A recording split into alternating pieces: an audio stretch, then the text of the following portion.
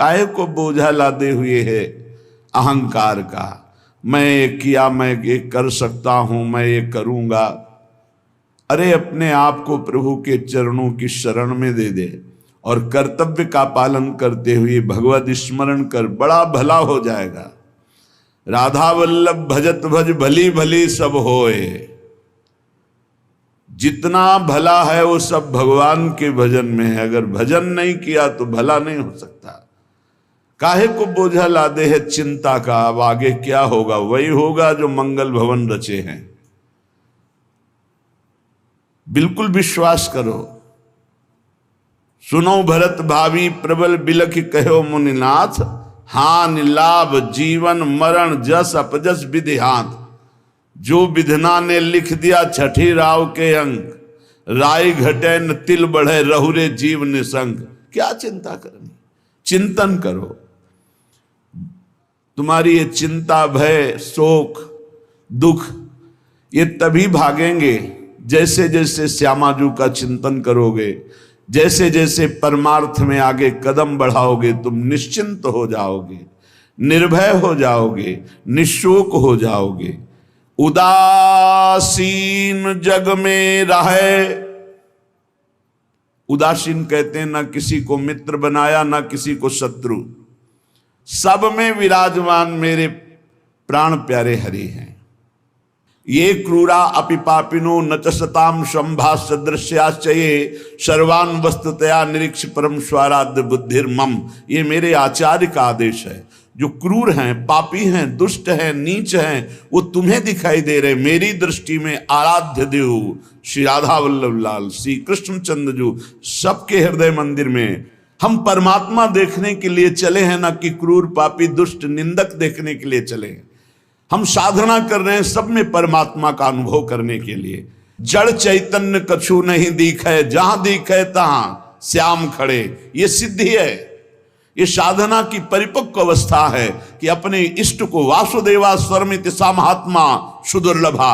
हम उस मार्ग के पथिक हैं। सत्संग सुने तो बहुत सावधान होकर सुने।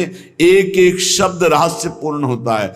भैया चाहे हीटर गर्म करे, चाहे फ्रिज ठंडा करे, चाहे एसी ठंडा वातावरण कर दे या हीटर गर्म वातावरण कर दे, बिजली दोनों में एक ही है। जो देखने वाला है कि हीटर का कारण बिजली, तो कूलर का कारण बिजली, फ्रिज का कारण बिजली, एसी का कारण बिजली, वो केवल बिजली देख रहा है कि इन यंत्रों में चलने की सामर्थ्य नहीं, ये बिजली से चल रहा है। लेकिन उस यंत्र का प्रभाव है कि वो गर्मी फेंकता है, उस यंत्र का प्रभाव शीतलता फेंकता है, पर दोनों का कारण बिजली है। ऐसे ही इस जड़ चैतन्य में, इस सत असत में, इस उच्च और नीच में, महात्मा और दुरात्मा में क्रियाएं जमीन आसमान का अंतर।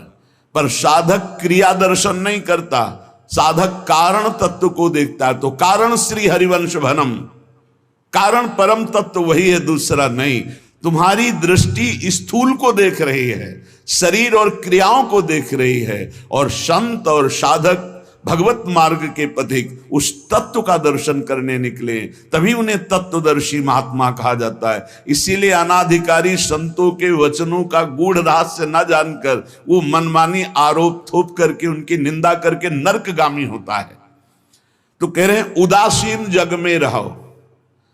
तुमसे कोई मित्रता का व्यवहार करे तो जय जय, और शत्रुता का व्यवहार करे तो जय जय, क्योंकि उसकी मति है।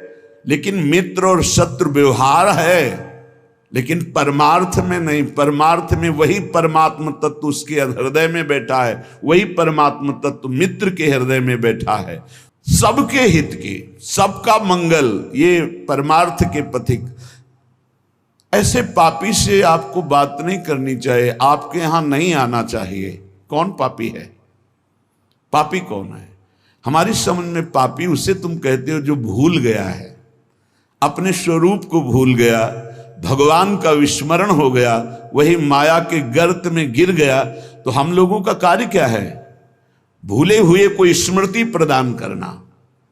ये जो ज्ञान है ये स्मृति प्रदान करता है। नष्टो मोहा स्मृति लब्धा तत्प्रसादान मयाच्युता।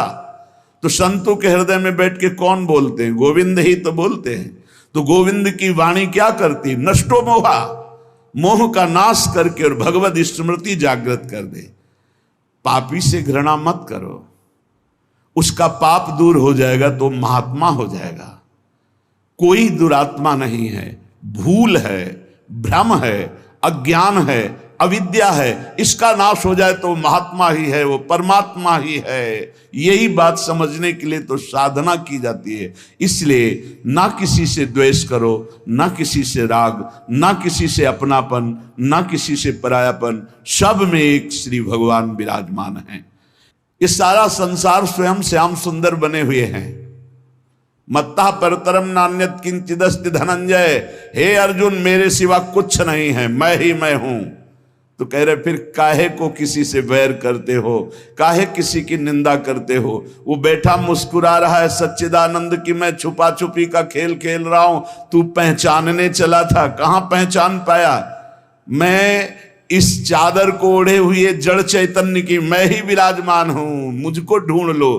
संत खोजी होते हैं, क्या खोजते हैं? उसी परम तत्व को जो सब में विराजमान है। उपासक अपने में कभी अहंकार न करे। जब अच्छे सद्गुण दिखाई दे तो हरि गुरु का प्रसाद है।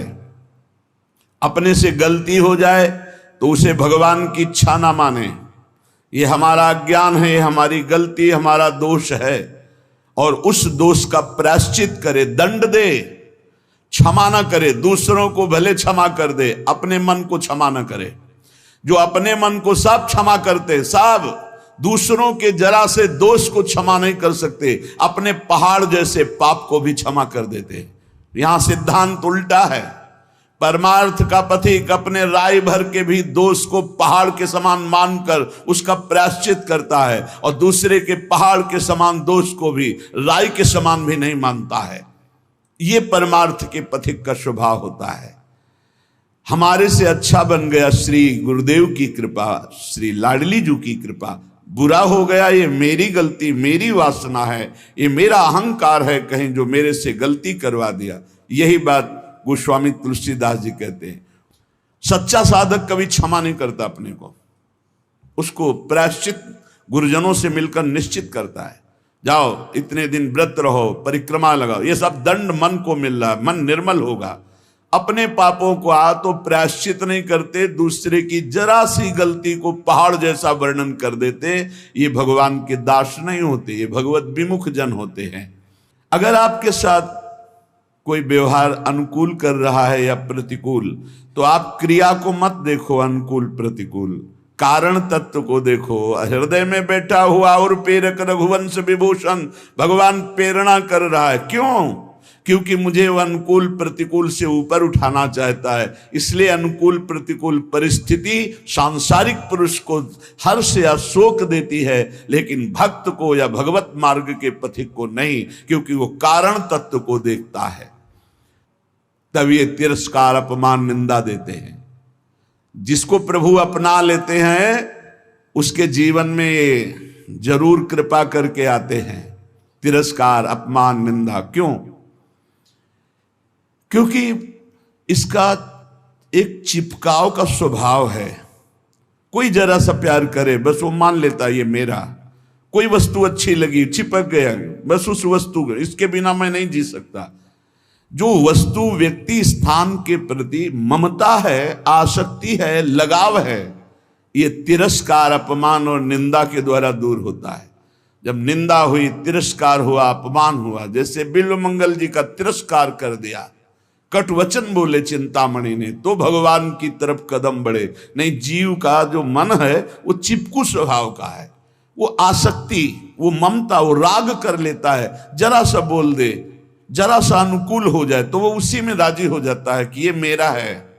प्रभु ऐसा होने नहीं देते, बड़े कृपालु हैं, अपने जन को फंसने नहीं देते। इसलिए वहां से प्रतिकूलता दिलाते हैं, तिरस्कार दिलाते हैं, कटुवचन दिलाते हैं, तो वो फिर चैतन्य होता है। अरे नहीं, इस जगत में कोई नहीं, हरि के सिवा मेरा कोई, फिर हरि की तरफ भागता है।